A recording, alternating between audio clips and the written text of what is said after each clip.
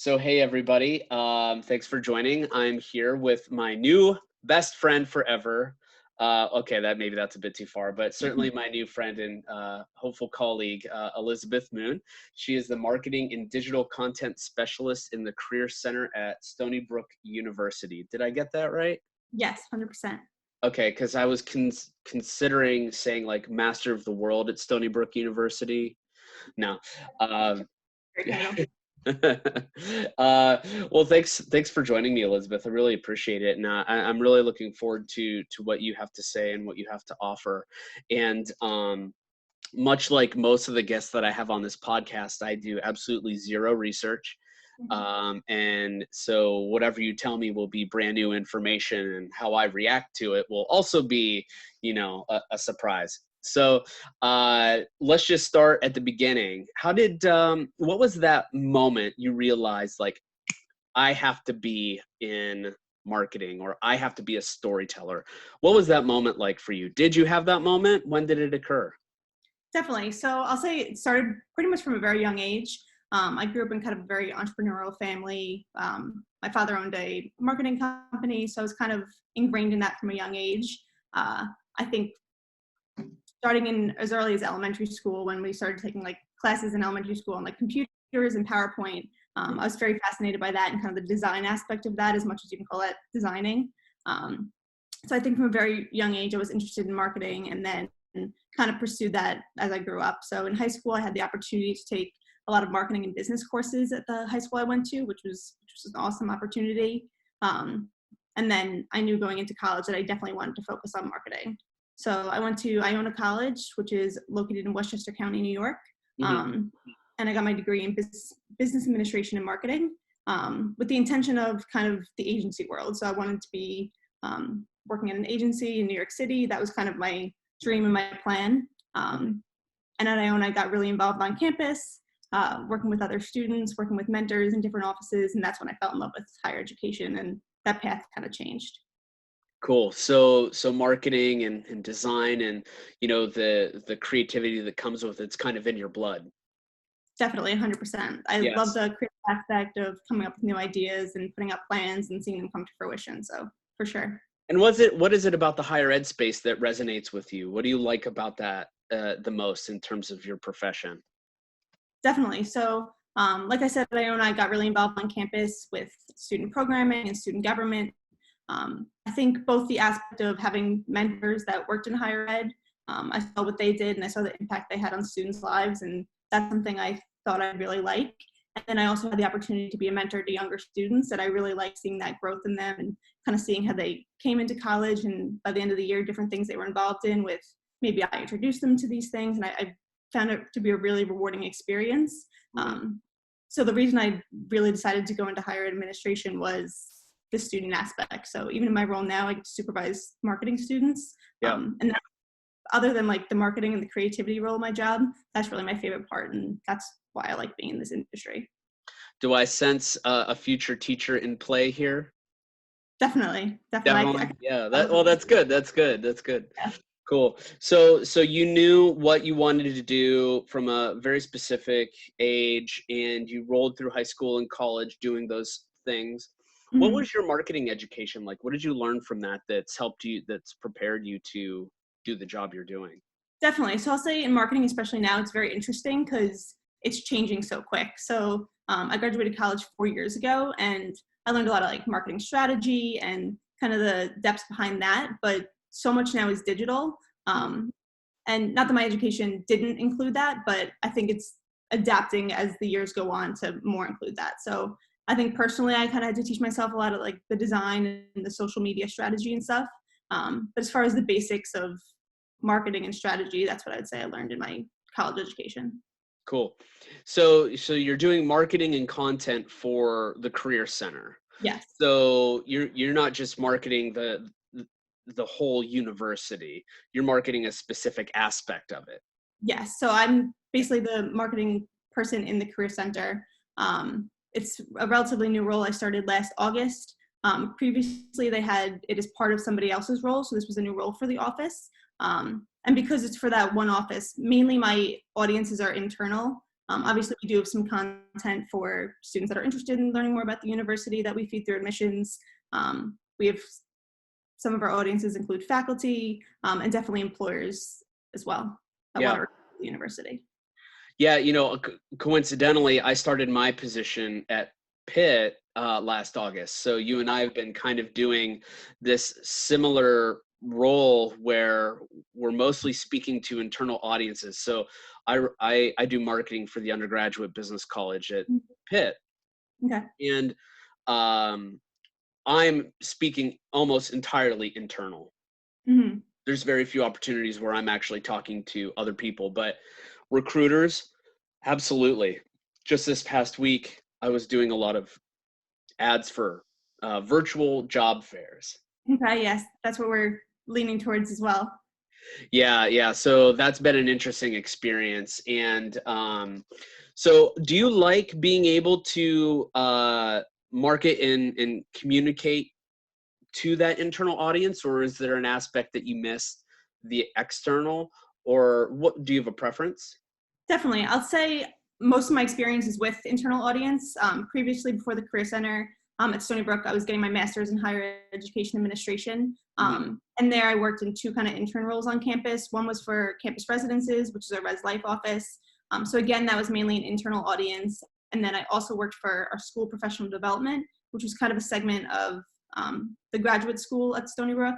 And that was more to an external audience because it was more of a admissions advertising role.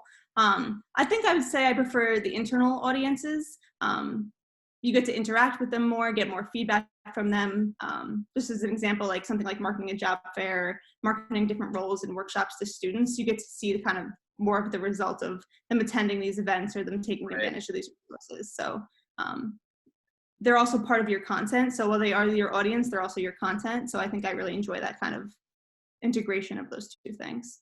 Well, I feel like you've got an advantage in that you were doing this for residence life, right? Mm-hmm. So you know exactly how to communicate to the students directly within that internal context.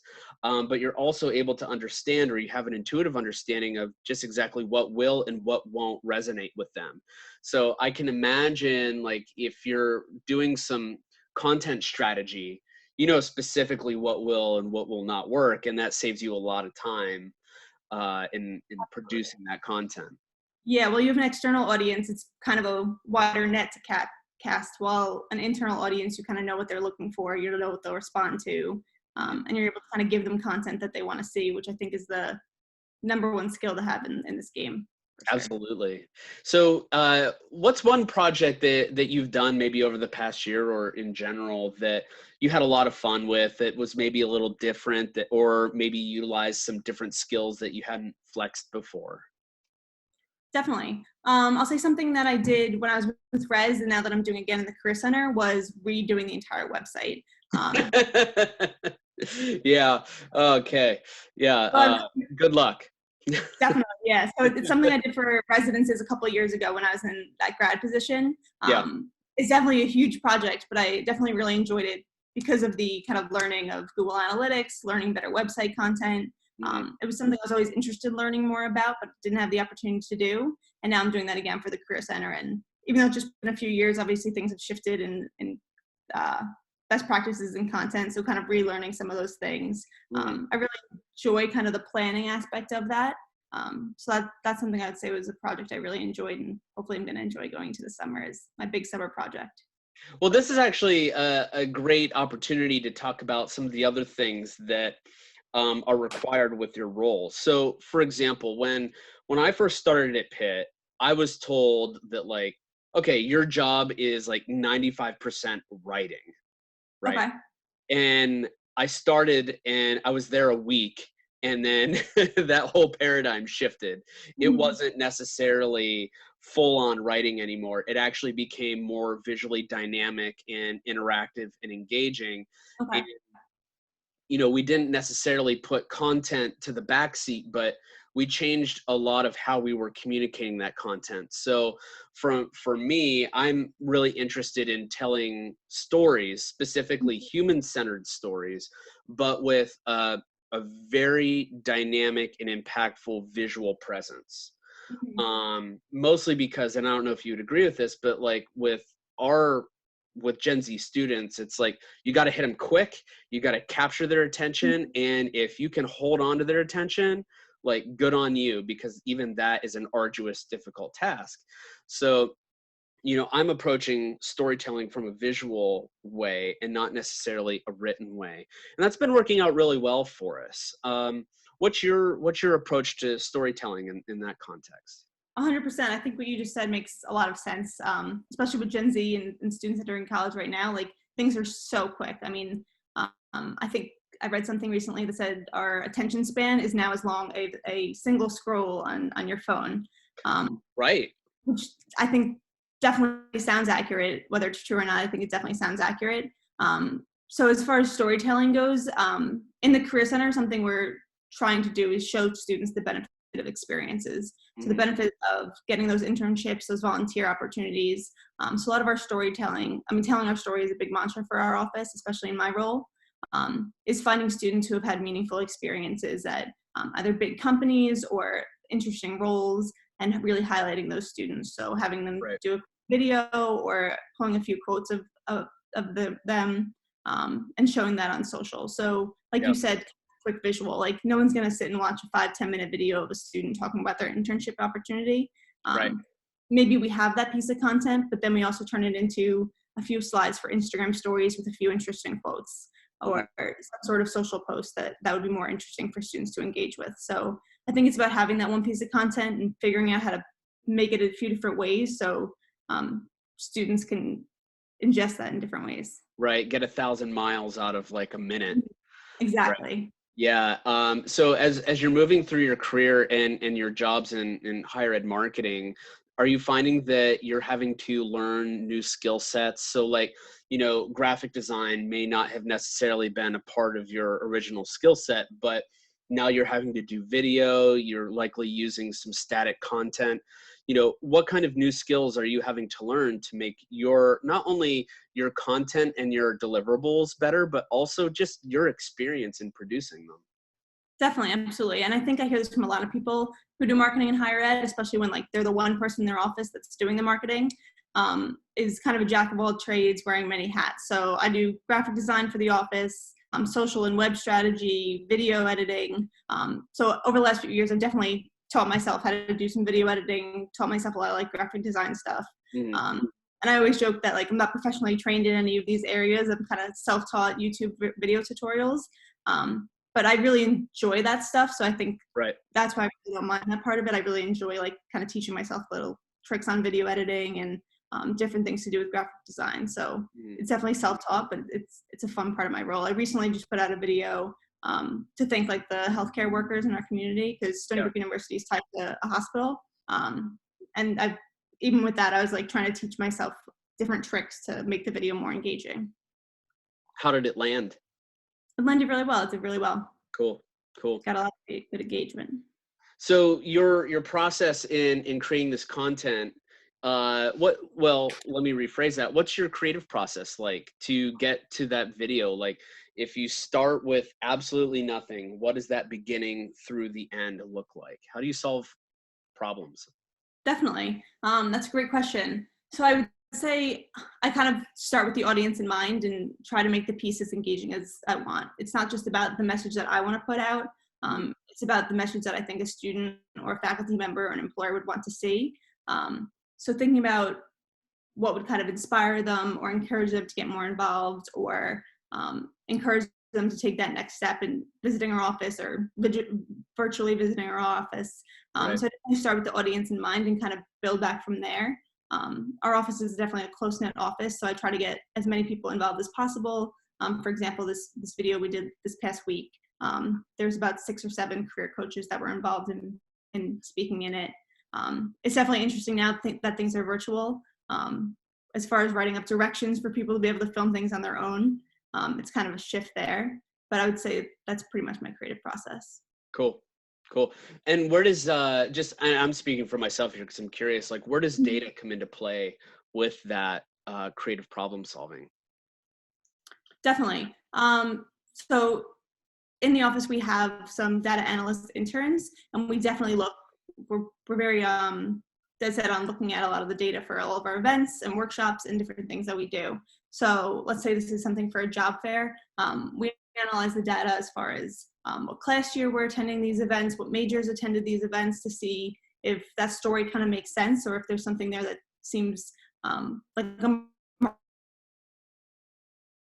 Uh-oh. market I lost we you there. didn't tap into. For example, I hello? lost you there. Hold on. Okay. My connection, it says my connection is unstable. Okay, I don't see that, but That's okay. Just repeat what you said. oh boy. Or don't. Here, I can change the subject. So if two trains were leaving from separate destinations, at what time? No. You ever hear that math problem? Yes, Yeah, no, but I don't. cannot help you at this point. Yeah, Too far out of that. yeah, I'm not going to spring math on you. It's like, hey, thank you for volunteering your time to speak with me. Here's some math. There you go.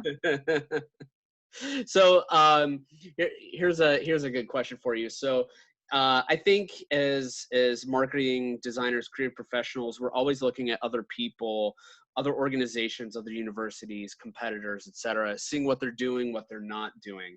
What kind of work are you witnessing or observing now that maybe makes you a little jealous? Like, I wish I would have done that. Or what are you looking at to get inspiration? Definitely. So I definitely follow the higher ed social media group, and that is a big source of inspiration. But then you just kind of hit the nail on the head as far as that little tick of jealousy. Yeah. I follow a few different career centers that I think put out a lot of really great content. Just to name drop a few, University of Georgia, their career center page individually has like over 10,000 followers, and they put out a lot of good content. Wow. Yeah, which is incredible for a segment of a university to have that many followers. So Brandeis University is another one that they put out a lot of good content and kind of are an inspiration for me. And then I also like to follow, we're part of the SUNY system in New York, so other SUNY flagship schools such as Binghamton or SUNY Buffalo or Albany. I'm trying to think of examples of content I've seen recently that they put out. One thing that I saw one of them do, they were providing templates for reaching out to people to ask about internship opportunities. Mm-hmm. And they pulled a few different things from different TV shows. So they did one on Tiger King where the template was Dear Joe Exotic, which was kind of funny, and they definitely got a lot of good engagement for them. And I saw that and I was like, oh, that was a good idea. I wish I came up with that before I saw this. But no, I definitely have those moments where I see other things universities do and either get a different idea or kind of get that jealousy, oh, that was good. I wish I came up with that. What about non-universities? Any corporate accounts or nonprofits? Anything else that's kind of piquing your interest? I feel like yes, but I can't think of anything off the top of my head right now. Okay. Well, to your point, that higher ed social group, we love you guys. If you're listening, if you're watching, I'm definitely inspired by not just what is offered on there in terms of resources, but just the people. Mm-hmm. I'm finding that through these conversations and the ones that I'm having online and Messenger and whatnot, that not everyone, but a lot of people are coming to higher ed marketing from disparate places. You know, if you went to school for marketing and you decided to stay in the higher ed culture, then you're very ingrained in it from the beginning, similar to your story, right? Mm-hmm.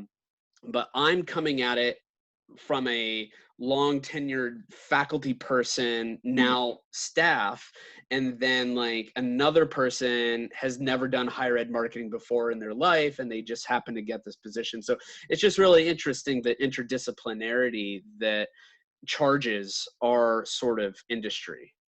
100%. It's a very interesting subset of people that both work in higher ed and also people that work in marketing. Right. They don't fit in either one, but they are part of both. And I made an effort to make close relationships with different people on my campus that either work in communication or marketing in their offices, and everyone kind of has a different story. A lot of those people come from industry, and many of them knew what they were getting into with higher ed, but I've definitely had relationships with people who didn't really understand the higher ed sector when they were getting into it, and kind of expressed things they liked, things they didn't like, things they were unsure about. It's definitely a different breed for sure. Definitely how does this thing happen in higher education when it would never happen in objective reality? 100%. That comment in my last job, this would never work. It's a very interesting beast for Yeah. sure. Yeah, it really is. And I think you have to have a patience and a specific temperament to handle it. Uh, 100%. because it's not that some of the issues that we deal with are not necessarily logical or intuitive. And it just sometimes just does not make any sense. Hmm. So, You 100% have to love it too, because there'll be those hiccups that come up and those things you didn't think about. So right. So you've firmly grounded your career in higher ed. Where do you want to go from the position that you're in now? Do you have goals of climbing that ladder, or what are you thinking? definitely. So I think I really enjoy working in the student affairs division. So I'd either like to stay in a marketing role and kind of advance the top of communications and marketing within student affairs, but I'd also love to be a part of like a marketing communications division on a college or university campus. Yeah. Definitely in some sort of digital/branding role. I really love branding, but I also love digital media. So something that kind of combines those two and allows me to do a few different things. Like my role now is not just kind of one track. Hmm. So what I'm hearing is you enjoy the content creation aspect of things, but there's also another side to it, and that's the strategy side that you're really interested in. 100%. Yeah, I like the kind of like planning out a semester, planning out a year, and having Mhm. that strategy aspect of the role as well. So do you ever look at the other SUNY schools, the other career centers, competitors or otherwise, and get jealous of something that they did and then plot to destroy them? Like, I must do something better than that. I will crush them. I definitely get that. How That competitive do you get? I'm a pretty competitive person personally in general. Mhm. So that definitely happens. I'll try to top it or try to think of something that's similar but more creative. Yeah. I definitely have that kind of drive to be the best social media channel. Like, I mean, we have about 2,000 followers on Instagram, but even seeing that one that has the 10,000, I'm like, we could get to that eventually. We could do that. Mhm. But I like kind of thinking outside the box. And I think that's what I like about social and content strategy is thinking outside the box, coming up with different ideas. I definitely have some favorite campaigns that I've worked on this year that I thought the others would be jealous if they saw this one. So, that sort of calls into mind, like, the social media marketing jobs, Hmm. pardon me, or even just higher ed marketing jobs in general.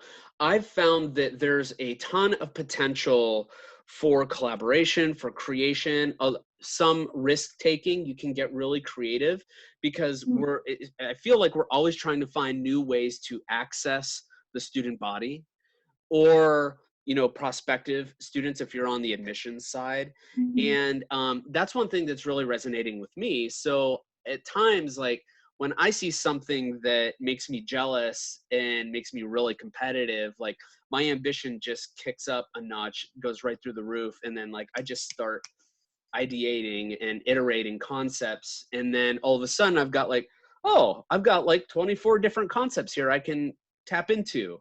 And then, like, because of all the strategic planning, I don't necessarily have a lot of opportunity to implement or test out those ideas.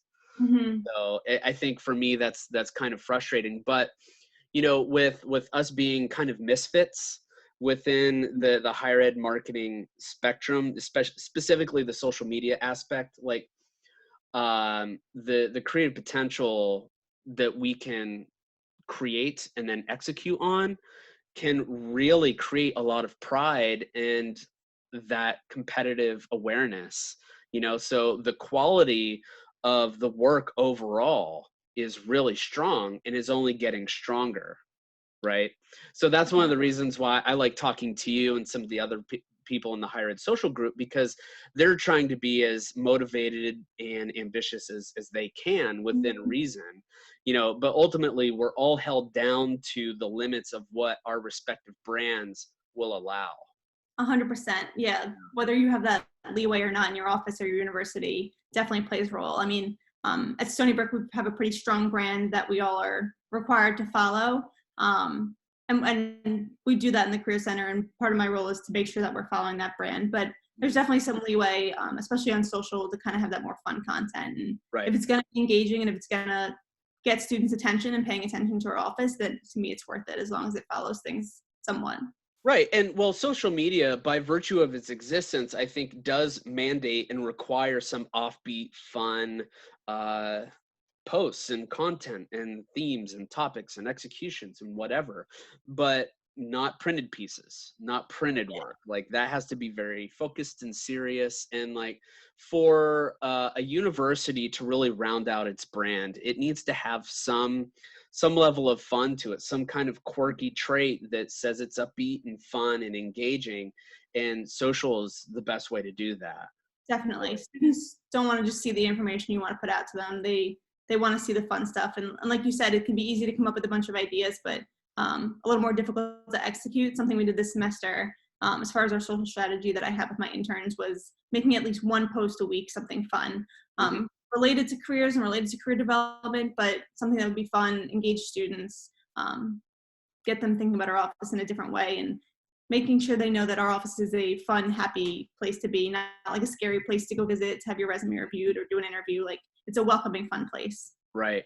So here are two things that I did not do on my social channels that I manage, but I did them on my personal ones. Okay. And it's just ridiculous how well it tracks. So basically, the first one was take your name, reverse it, and then take out the vowels, and then do the same with your last name, and that is your IKEA furniture name. That's great. Just something really stupid. And I put that on my own personal Facebook, and like it got hundreds of hits and like, hundreds of comments, and people were sharing it, and that's great. Right. Something fun to do. Really fun and stupid and total time waster, but it brought some joy to people. Right. And then the other is the age old is ice cream soup is a hot dog, a sandwich topics. So I'm in this Facebook group for teachers, and they were suggesting like, all right, if we're virtual in the fall, here's some icebreakers that you can introduce to kind of add some levity and take the serious edge off of the semester. So they brought up the whole is a hot dog a sandwich conversation, and and I had said, so instead of doing that, maybe you should just rename normal things. Like a stack of cheese slices would be milk loaf. Right? Or just something incredibly stupid. Or like beef jerky is cow raisins. Okay, yeah. Yeah. So, for what it's worth, you can take it. I mean, it's not original at all. It's actually, those are from a Reddit thread. It seems like all that kind of best stuff comes from Reddit versus Twitter. But it was a Reddit thread called Shower Thoughts. Okay. Yeah, there's a lot. This is the stupid stuff you think of when you're in the shower. Yeah, I've read that thread a little bit before. I've seen some things on there. That's funny. Yeah. Yeah, so like with me in the business college, like we don't have as much of that fun, quirky edge to our brand personality as, say, the other colleges on campus. So we walk a fine line. Definitely. Yeah. So I wanted to ask you about, so you have your master's. Yes. Right? And this sort of is tethered to what I've been communicating to my students. So, they are concerned, like some of them are looking at master's programs, MBA programs, even some designers are looking at MFAs. And, before part of them wanting to do that is because they don't have any job prospects because the bottom has fallen out on the economy. and I absolutely want to encourage them to go to grad school, but I also wanted to encourage them to, maybe build out some of the voids, some of the gaps in their skill sets, right? So, what are some of the gaps in your skill sets, and how are you trying to account for that and learn new things to, offer as well-rounded a professional as possible? Definitely. So kind of like your comment of, I'll go off first, of students thinking about going to grad school because of the difference in job prospects right now. Yeah. I myself went right into grad school because I had the business degree, but I wanted to enter higher ed, and I felt Yeah. getting a master's in higher ed administration would be the kind of stepping stone into that.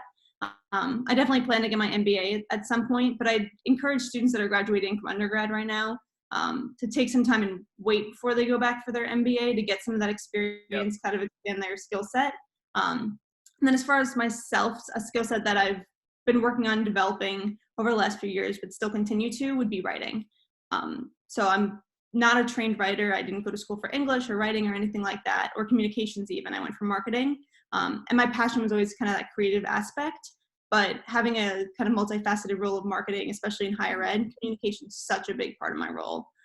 So it's something I definitely focus on getting better at, and I've definitely improved in it, but something I work on consistently for sure.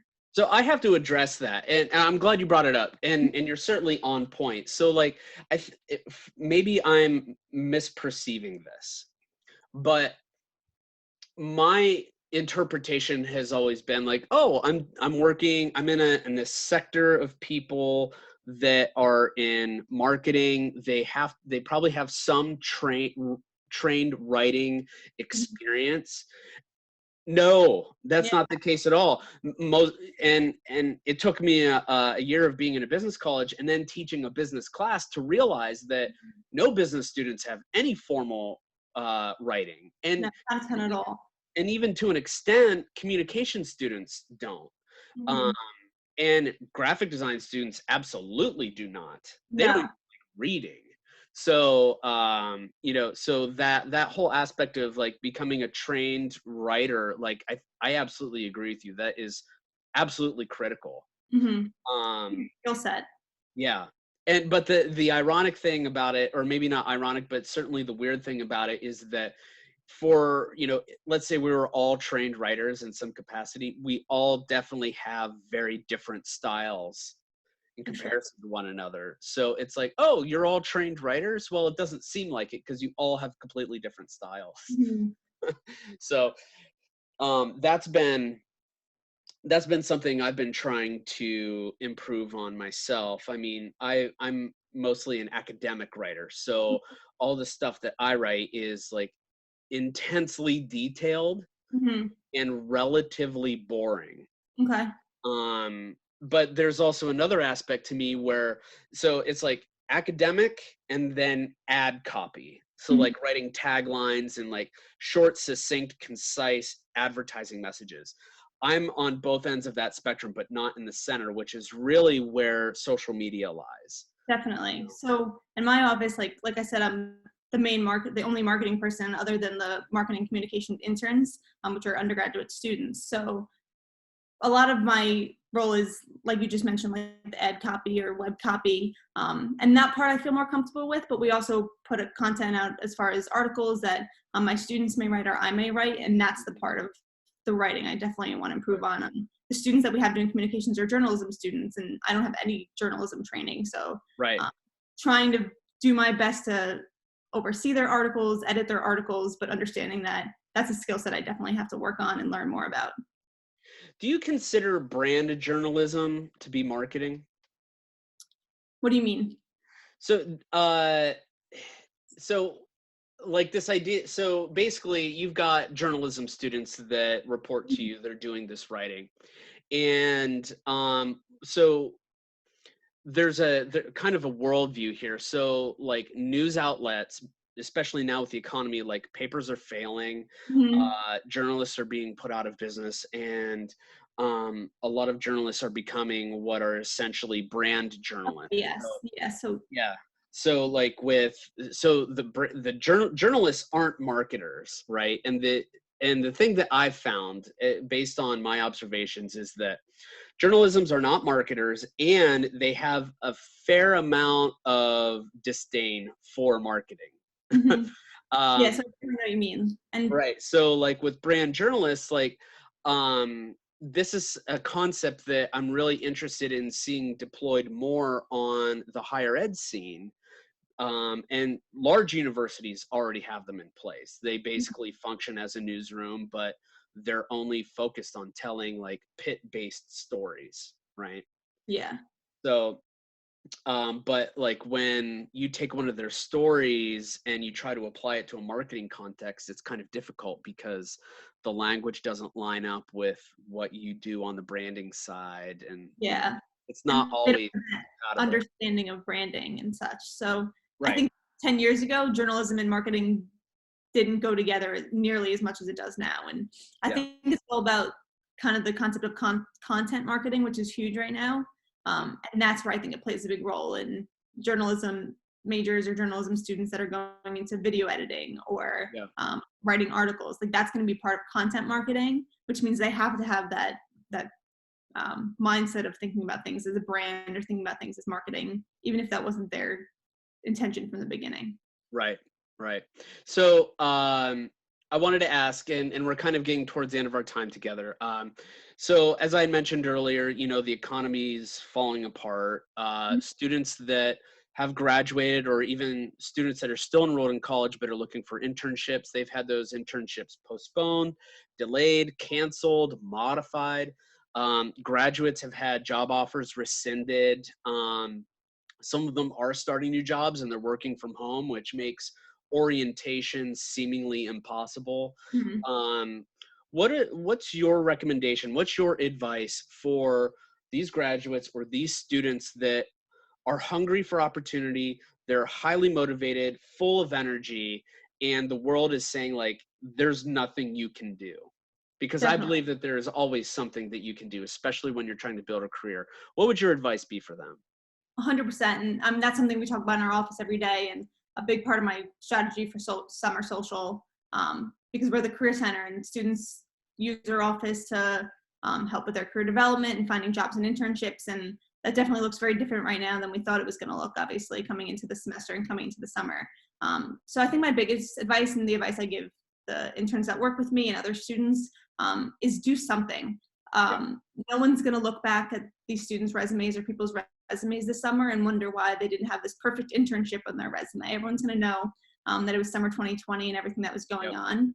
But be able to speak to what you did to respond to the crisis. Teach yourself a new skill. If you're in marketing, like I said, a lot of marketing roles today have a variety of different aspects that you may not be learning in school. So teach yourself graphic and video design. Teach yourself things about website design and best practices.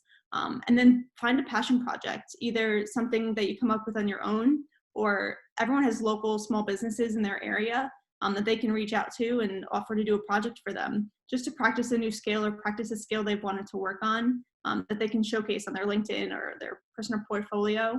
And then in a few years, when they want to talk about the summer or talk about something that they did to respond to this, they can say they worked on this big project and they took it upon themselves to help their local coffee shop in their area, or they taught themselves this new skill and they built themselves a website that did this function.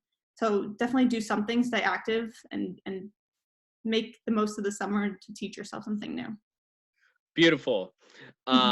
So if folks are interested in learning more about your career story, or interested in figuring out how to break into the higher ed space on the marketing or design side, how can they reach out to you? How could they find you?